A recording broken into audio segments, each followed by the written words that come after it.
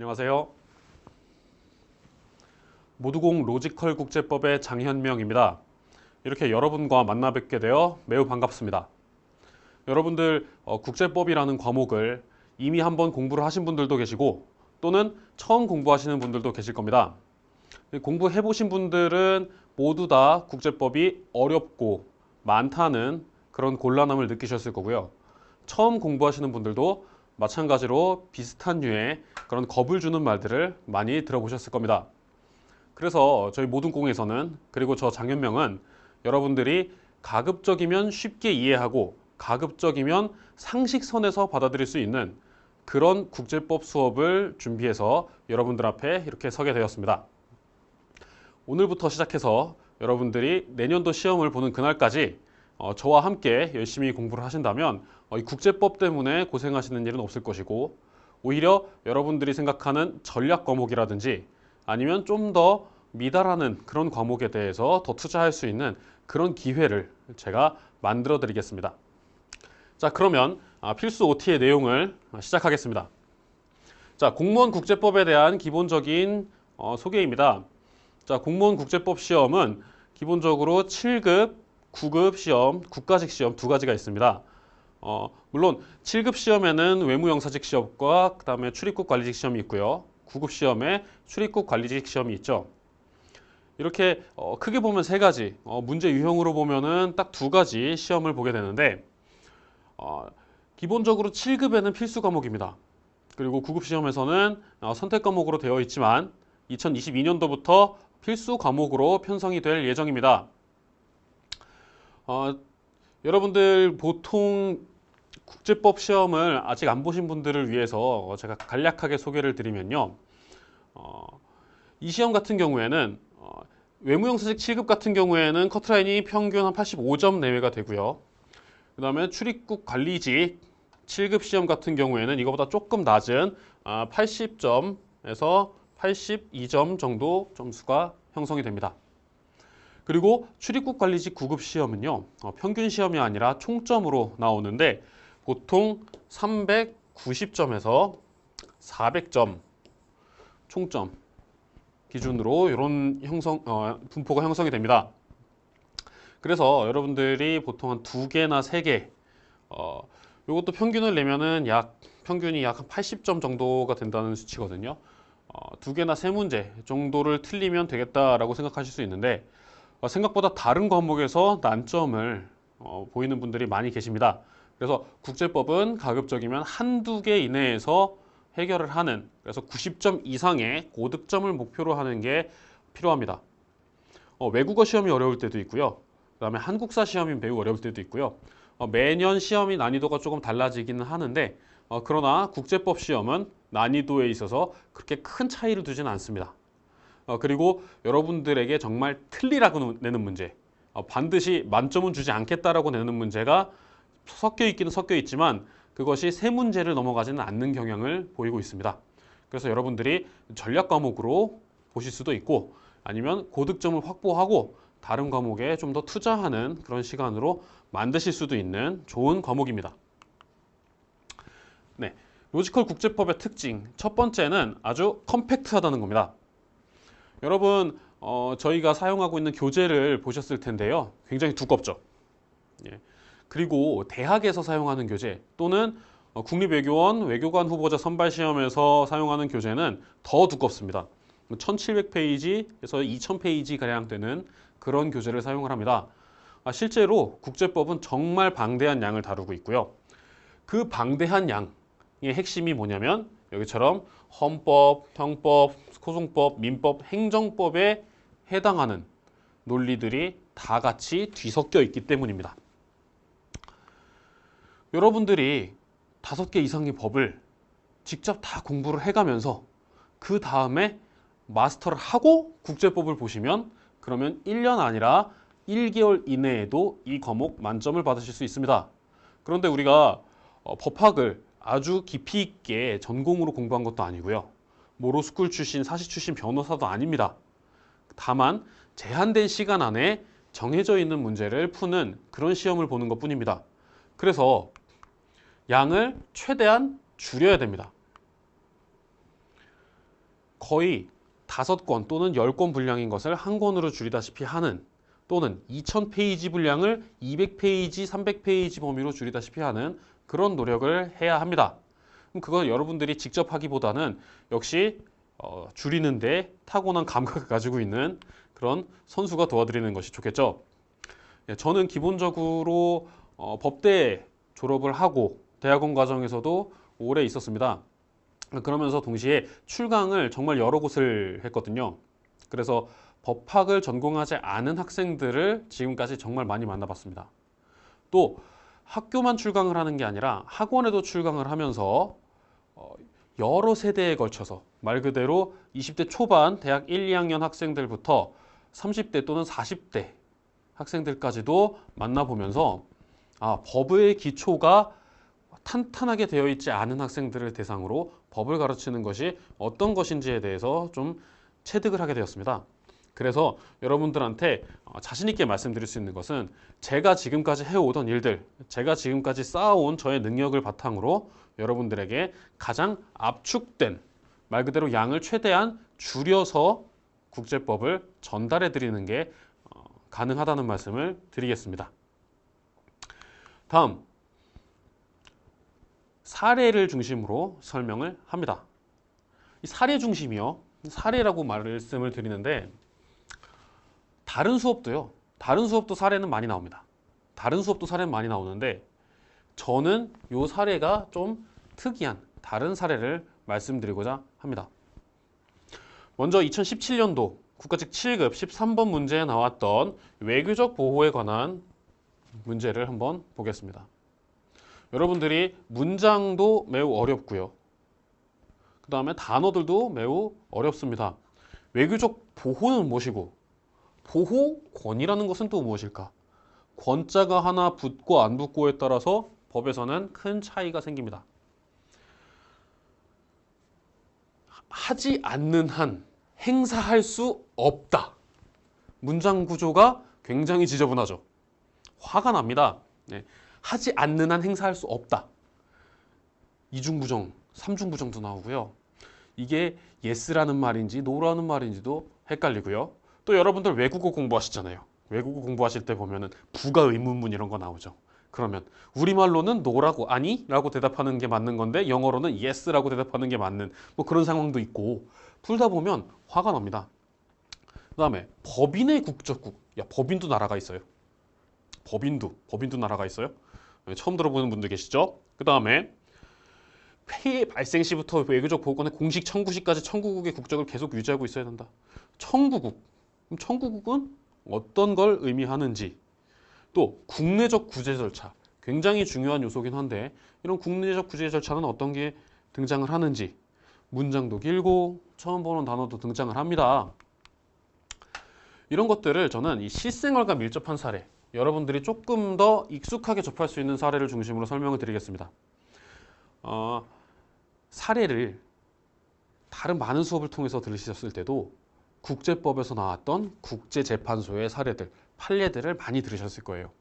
그러면서 그 사실관계는 어떻고 누구는 어떤 주장을 하면서 싸웠고 반대쪽에서는 어떤 주장을 하면서 싸웠고 그래서 어떤 결론이 났다라는 이야기, 그런 스토리텔링들을 많이 들으셨을 겁니다. 그런데 이게 과하게 되면 맥락은 잊어버리고 이야기만 남게 됩니다. 여러분들이 5급 시험이요. 그러니까 외교관 후보자 선발 시험을 보신다 그러면 스토리를 처음부터 끝까지 다 알고 누구와 누가 어떤 논리로 싸웠는지까지 아는 게 좋습니다. 그래야 필요한 만큼 문장으로 내용들을 장황하게 서술을 할 수 있습니다. 그러나 우리 시험은 그런 게 아니에요. 우리 시험은 정확히 선택형 문제를 풀어가지고 그 중에서 가장 확실한 답을 찍어내는 겁니다. 그렇기 때문에 사례의 내용을 너무 장황하게 공부하는 것이 오히려 역효과가 날 수도 있습니다. 여러분들의 양만 늘어나는 그런 효과가 날 수도 있습니다. 그것을 적절히 통제하면서 이 실생활 사례를 말씀드리는 게 저의 목표입니다. 자, 여러분 보시다시피 대법원 강제징용 피해자 사건 일본 기업이 배상을 해야 한다라고 해서 몇 년 전부터 특히 작년에 판결이 나고 지금 최근 들어서 일본이 굉장히 많은 공격을 하고 있는 그런 이슈가 있습니다. 물론 또 이게 또 법적으로 말씀드리면요, 이게 징용도 아니에요. 징용도 아니고요. 이거를 강제 동원이라고, 잘 안 보이나요? 강제 동원이라고 대법원은 이야기를 했어요. 예, 징용이라는 것 자체가 적법한 강제력을 의미하는 표현이기 때문입니다. 자, 일본 기업이 배상을 해야 한다라고 했을 때 이 판례에서 대법관님들께서는 외교적 보호권을 우리가 포기한 것에 불과하다. 65년에 맺어진 한국과 일본 간의 청구권 협정을 통해서 우리가 포기했다고 할 수 있는 것은 외교적 보호권, 여기에만 행사하는 것이지 실제 강제 동원당하신 피해자분들, 개개인이 갖고 있는 손해배상 청구권은 우리가 전혀 포기한 적도 없고 소멸시킨 적도 없다라는 판결을 한 바 있습니다. 거기에 대해서 요즘에 굉장히 시끄럽잖아요. 예, 이 시끄러운 걸 보면서 거기서 외교적 보호권이 등장을 했구나. 그리고 우리가 공부하는 외교적 보호권의 사례와 지금 이 강제 동원 사건의 사례는 또 어떻게 다르구나. 이런 것들을 보면서 우리가 좀 더 입체적으로도 공부를 할 수 있고요. 좀 더 실생활에 밀접하게 상식의 선에서 공부할 수 있는 것들도 등장하게 됩니다. 다시 문제를 보시면요. 아까 제가 힌트를 드렸죠. 외교적 보호라는 표현과 권이라는 표현이 다르다는 말씀을 드렸습니다. 자, 그래서 외교적 보호권이라는 것이 있고 또 조금 전에 말씀드렸다시피 대법원에서는 우리가 외교적 보호권을 포기했다고 말씀드렸죠. 우리가 포기를 했다는 건, 대한민국 정부가 포기했다는 것은 대한민국 정부가 가지고 있는, 보유하고 있는 권리이기 때문에 포기를 한 것이다. 그리고 개인이 가지고 있는 권리와 외교적 보호권은 다르다는 걸 전제로 했습니다. 그걸 전제로 생각하면 정답이 1번. 예. 자국민이 요청하지 않는 한 외교적 보호권을 행사할 수 있는 것이 없는 것이 아니고요. 자국민의 권리와 외교적 보호권의 권리를 가지고 있는 주체는 다르다는 것을 이해하면서 쉽게 풀고 넘어갈 수 있는 문제입니다. 특히 여러분 공무원 시험에서는 1번에서 정답이 나오면 2, 3, 4번 보면 안 됩니다. 절대로 보시면 안 됩니다. 그러면 시간만 늘어납니다. 시간 늘어나고 헷갈리고 고쳤다가 틀리고 뒤에 있는 문제 다 못 풀고 이 악순환이 반복되는 거예요. 1번에서 답 나왔으면 2, 3, 4번 안 보고 2번에서 답 나왔으면 3, 4번 안 보고 그런 것도 여러분들 훈련을 하셔야 됩니다. 세 번째, 체계가 잡히지 않는다고 합니다. 체계가 안 잡히는 거, 앞서 말씀드렸다시피 헌법 이야기 있고요. 민법 이야기 있고요. 형법 이야기 있고요. 소송법 이야기 있어요. 그러니까 이것들을 제각각 기본적으로 일정 수준 이상 공부하지 않은 상태에서 중구난방으로 들었습니다. 우리가 안 배우면요. 식당 갔는데 코스 요리를 딱 시켜요. 순서대로 주죠. 안 배운 사람은 내가 어느 컵을 들어야 되는지 어느 포크를 들어야 되는지 그것도 헷갈립니다. 그런데 만약에 이걸 순서대로 주는 게 아니라 코스 요리인데 한 상을 딱 차려가지고 줬어요. 그럼 뭐부터 먹어야 되는지 몰라요. 마찬가지입니다. 학문도 영역별로 다양하고 등장하는 순서가 다양하고 논리가 등장하는 단계가 다양하니까 여러분들이 체계 잡기 어려운 부분이 생기는 겁니다. 예를 들어서 또 하나 설명을 드릴게요. 2018년 문제입니다. 여기서 나오는 인도에 반하는 죄. 도대체 이 인도가 뭘까요? 인도에 반하는 죄. 여러분들이 평상시에는 잘 안 쓰는 말이죠. 인도. 사람의 도리라는 얘기입니다. 사람이 마땅히 가야 할 길을 거스르는 죄라는 설명이죠. 그래서 여기서 1, 2, 3, 4번 이런 선택지들이 있었습니다. 이런 것들도 마찬가지로 문제를 풀 때 굉장히 단순한 문제가 될 수 있습니다. 즉 인도에 반하는 죄가 어떤 성격을 갖고 있고 어떤 내용을 갖고 있는지 초반에 배우긴 했지만 그것이 헷갈립니다. 우리 법에서 말하는 이 요건이라는 것이 매우 헷갈리는 그런 현상이 벌어집니다. 그래서 여러분들이 배울 때는 그러려니 하고 넘어가도 그 다음에 다시 생각해보면 다른 개념과 혼동되기도 하고 또 다른 재판소와 헷갈리기도 하고 또 범죄가 나오니까 앞에 나왔던 뭐 다른 챕터에서 나왔던 이야기들과 또 헷갈리기도 하고 이런 문제가 생기죠. 저희 로지컬 국제법에서는 일단 단계적으로 생각을 합니다.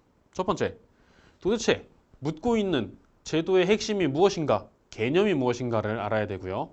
두 번째는 그 제도가 도대체 왜 등장했는가, 이걸 알아야 됩니다. 법학도 그렇고요. 다른 모든 과학이 그랬습니다. 이유를 알면 그 다음이 편해집니다. 이유를 알면 납득을 하게 되고요. 인정을 하게 됩니다. 그런데 이유를 모르고 그냥 외우게 되면 그저 부담이 될 뿐입니다. 그래서 국제형사재판소에서 이런저런 죄들, 4가지 범죄가 있는데 그 죄들을 왜 만들었지? 라는 걸 이해를 하게 되면 그러면 그 다음에 술술 넘어가서 그래서 구체적으로 어떻게 당사자들에게 제재를 가할 것인가? 이 문제까지도 쉽게 연결이 될 수 있다는 이야기입니다.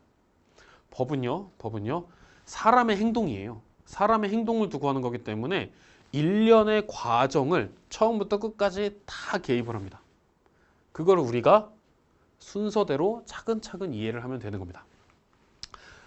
문제를 보시면 국제형사재판소에서 인도에 관한 죄를 다루기를 했는데 이 사례 같은 경우에는 어떤 사례였느냐? 안 나와 있죠. 안 나와 있어요. 그냥 인도에 관한 죄가 뭐냐?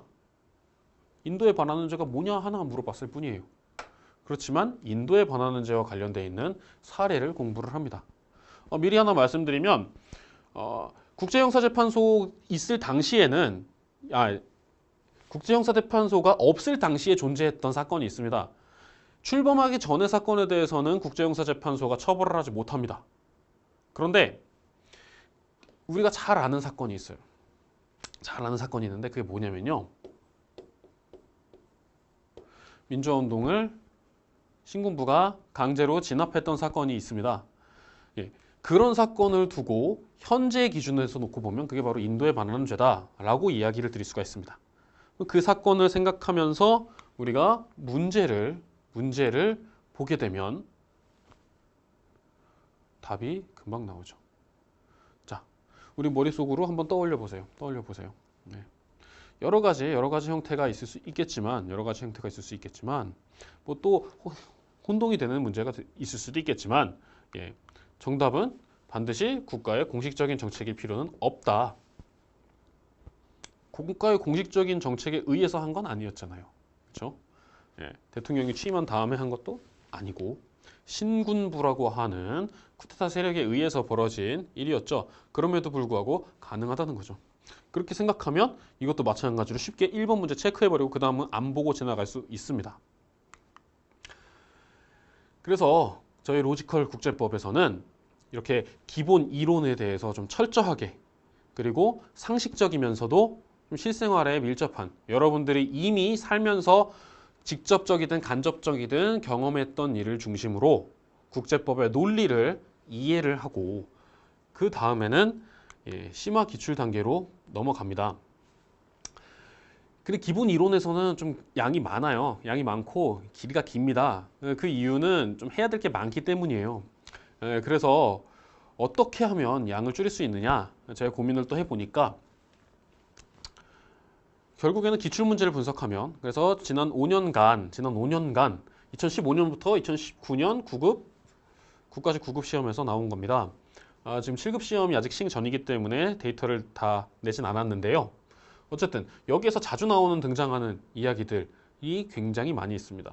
그래서 국제법의 일반 이론 이 영역에서는 주로 국제법과 국내법의 관계에 대한 얘기가 나오고요. 국제법의 법원에서도 일반론이 많이 나오지만 마찬가지로 여기서는 조약이 나옵니다.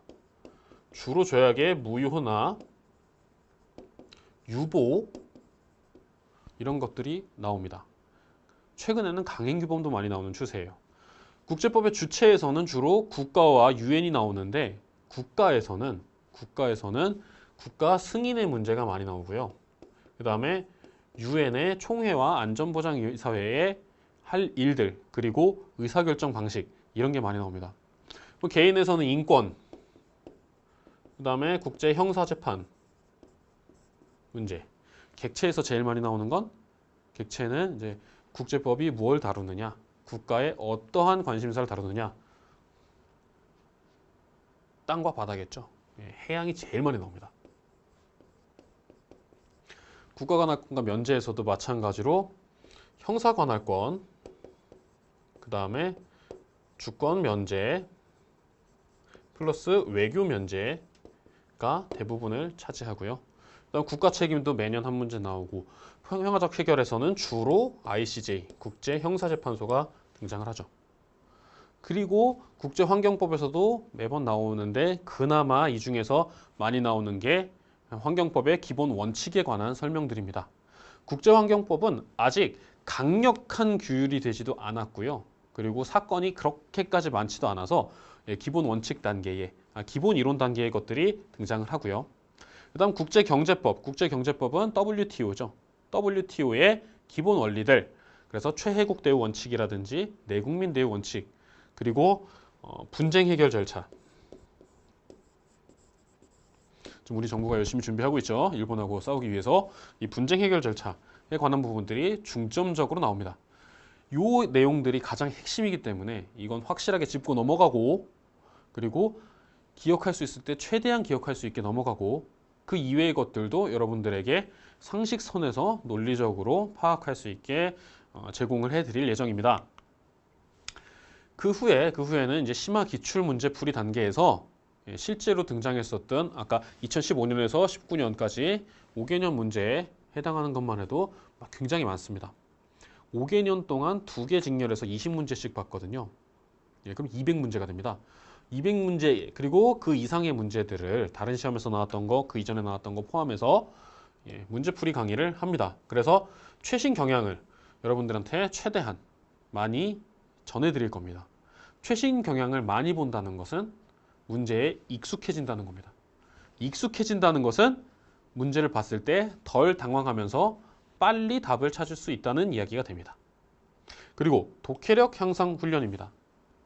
아까도 봤지만 문장이 굉장히 길어요. 그래서 혼동되지 않는 것. 있다, 없다. 이것을 혼동하지 않는 것. 그리고 부정문, 긍정문 혼동하지 않는 것. 키워드 중심으로 지문을 볼 줄 아는 것. 그런 것들을 여러분들께 또 스킬을 드리겠습니다. 그리고 마지막으로 여러분들 최종 정리 모의고사 과정이 있습니다. 모의고사 과정을 통해서는 제가 한 3회 내외의 모의고사를 여러분들한테 출제를 할 거고요. 거기서는 정말 말 그대로 절대 틀리면 안 될 것들을 중심으로 할 겁니다. 그래서 말씀드렸다시피 한 3문제 정도는 맞추지 말라고 내는 문제가 있어요. 그런 문제 아닌 한 여러분들은 다 맞출 수 있는 상태를 만들어 드릴 겁니다. 예. 거의 난이도도 유사하게 만들 거고요. 여러분들이 시간도 좀 엄수해서 풀어주셨으면 좋겠습니다. 그래서 반복 훈련을 함으로써 시험장에 갔을 때 더 자신 있는 여러분들의 모습이 될 수 있도록 저도 그리고 여러분도 함께 노력할 수 있는 그런 시간이 될 거라고 생각합니다. 국제법은 더 이상 어렵고 또 너무 양이 많은 그런 과목이 아닙니다. 논리와 사례를 통한 쉬운 설명 그리고 이의를 바탕으로 내년도 공무원 국제법 시험 여러분들이 짧고 굵게 공부해서 한 번에 합격할 수 있는 그런 시간이 될 수 있도록 함께 노력했으면 좋겠습니다. 감사합니다.